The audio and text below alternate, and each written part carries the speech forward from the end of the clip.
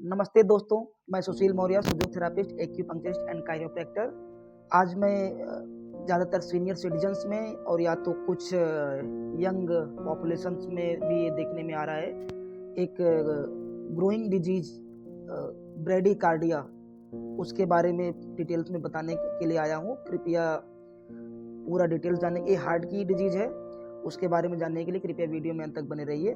पूरा डिटेल्स और ट्रीटमेंट का प्रोटोकॉल्स मैं आपको बताऊंगा, बहुत हेल्पफुल होने वाला है।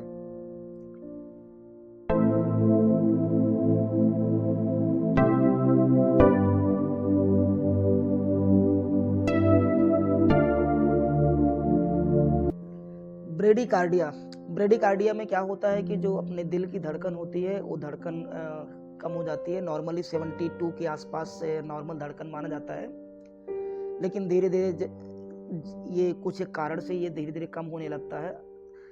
50-60 के आसपास में 60 से कम अगर ये धड़कन हो रही है तो उसको ब्रेडिकार्डिया बोलते हैं। लेकिन अगर ये कोई सिम्टम, कोई प्रॉब्लम्स अगर क्रिएट नहीं कर रहा है तो ये नॉर्मल माना जाता है। अगर बॉडी ने एडजस्ट कर लिया है 50, 55, 60, 65, अगर ये हमेशा इतना है 65 या 60 के आसपास में अगर चल रहा है तो ये नॉर्मल है। अगर कोई कॉम्प्लिकेशन नहीं आ रहा, कॉम्प्लिकेशन क्या आ सकते हैं, जैसे कि डिजीनेस, फेंटिंग, सिंकोप, या मतलब कभी कभी बेहोश हो जाना, अगर ये सब प्रॉब्लम्स आ रहे हैं तो ये सब प्रॉब्लम्स अगर आते हैं तो थोड़ा सा अलर्ट होना है और इमरजेंसी मेडिकल अटेंशन की ज़रूरत पड़ती है।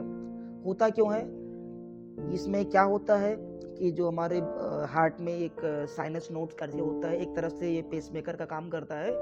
इसका काम होता है कि पूरा ये इलेक्ट्रिसिटी टाइप का एक सर्कुलेशन को मेंटेन करता है पूरे हार्ट के अंदर। इसमें क्या होता है कि ऑक्सीजनेटेड ब्लड की सप्लाई कम होने पे ये प्रॉब्लम्स आता है। अगर ऑक्सीजन युक्त अगर सप्लाई अगर हार्ट को मिलता रहेगा तो फिर ये प्रॉब्लम नहीं आता है। इसमें ये प्रॉब्लम्स इसके साथ में अकम्पेंड प्रॉब्लम होते हैं, जिसको मेमोरी लॉस बोलते हैं। ये होता है ज़्यादा मोस्टली ये ब्रेडिकार्डिया के पेशेंट में, और ये ज़्यादातर सीनियर सिटीजन्स में ही देखा जाता है। इसमें अगर कोई कॉम्प्लिकेशन नहीं हो रहा है तो फिर इसमें ज़्यादा कुछ डरने की बात नहीं, कोई प्रॉब्लम्स नहीं होता है। अगर हो गया है तो उसको किस तरीके से ठीक कर सकते हैं उसको भी बताऊंगा। तो सबसे पहले ये जानने की कोशिश करेंगे कि ऑक्सीजन युक्त ब्लड की सप्लाई को किस तरीके से आप इन्हेंस कर सकते हैं ब्रेन में। तो उसके लिए मैं एक पॉइंट बताऊंगा, उस पॉइंट को आप स्टिमुलेट करिए। ये पॉइंट है,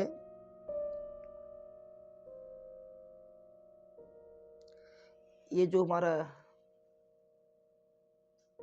अंगूठे में जो बीच वाला उभार वाला दिखता है, वहीं पे एक पॉइंट दिखेगा वहां पे, और उससे जरा सा नीचे इससे जो बीच में एक प्रोट्रूडिंग पार्ट होता है उभरा हुआ, उस पे और उससे थोड़ा सा नीचे 2 पॉइंट्स होते हैं। GV25 और GV26 यहाँ पे पाए जाते हैं। ये पॉइंट्स ब्रेन में ऑक्सीजन की सप्लाई को इम्प्रूव करते हैं। और दूसरा इसमें एक और पॉइंट मैं बताऊंगा, हार्ट 7 जो है हमारा रिस्ट क्रीज है, रिस्ट क्रीज पे इस जगह पे होता है, इस जगह पे स्टिमुलेट करना है। ये 2 पॉइंट स्टिमुलेट करने से हार्ट के अंदर जो ऑक्सीजनेटेड ब्लड है उसकी सप्लाई बढ़ती है और ये जो रिदम है वो हार्मोनाइज होना स्टार्ट होता है। अगर इसको क्विक फिक्स करना है, फटाफट इसमें इम्प्रूवमेंट करने हैं, तो मैं आपको ये 2 पॉइंट को सुजोग थेरापी में ब्यूल मेरिडियन के माध्यम से मैं बताऊंगा। एक तो आपको ये हार्ट मेरिडियन है, ये हार्ट मेरिडियन में ये जो फर्स्ट फेरेंजर्स का ये जॉइंट है, ये जॉइंट पे ये किनारे पे जहाँ पे मैंने पॉइंटर को रखा है, प्रोब को, ये है हार्ट 7। ये हार्ट 7 पे टोनिफिकेशन मैग्नेट को लगाना है। टोनिफिकेशन मैग्नेट में क्या होता है, ये ड्यूल मैग्नेट है। ड्यूल मैग्नेट का 2 पार्ट होते हैं, ये येलो वाला पार्ट है और इसका जो बैक साइड है वाइट पार्ट है। तो जो वाइट पार्ट है वो पेपर टेप के टच में रहेगा, और जो येलो पार्ट है वो येलो है मैग्नेट का, इसको हम इस पॉइंट पे जो मैंने अभी आपको दिखाया, ये पॉइंट पे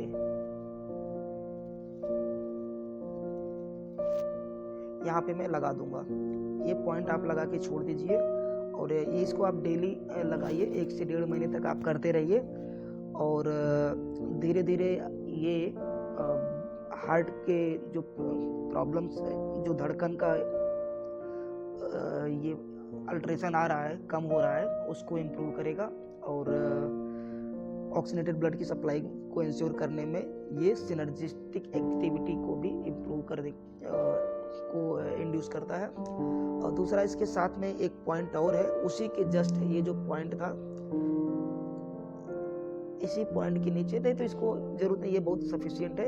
एक दूसरा पॉइंट भी, अगर जैसे ब्लड वेसल्स का कोई इशू आ रहा है, तो ब्लड वेसल्स में अगर इशू है तो एक तो फाइलेंजेस पे ये किनारे पे मैंने बताया था, इस वाले किनारे पे भी यहाँ पर भी एक मैग्नेट आप लगा दीजिए। ये वाला जो किनारा है, इस किनारे पर भी ये 2 मैग्नेट मैं आपको बता रहा हूँ।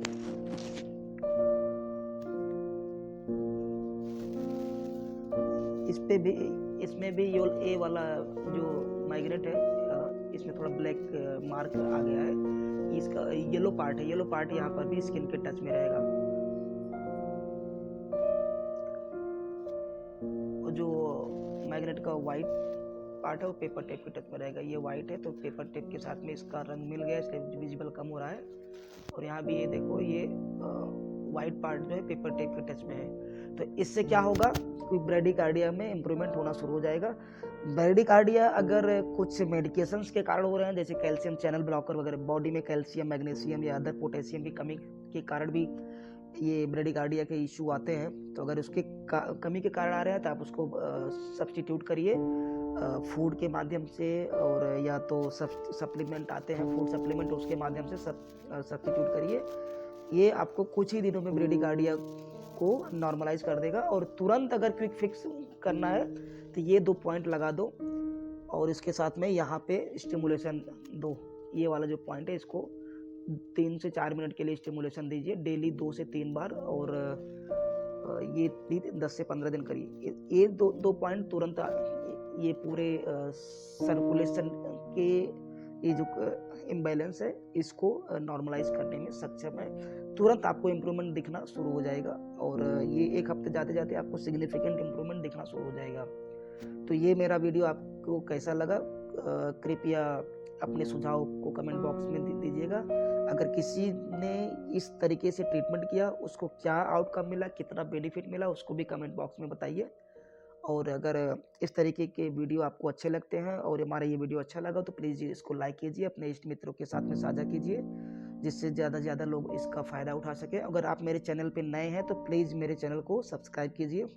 इस तरीके के हेल्थ रिलेटेड वीडियो आपको हमेशा मिलते रहेंगे, और जो कि आपकी लाइफ में हमेशा कुछ ना कुछ ऐड ऑन करेंगे। Thank you.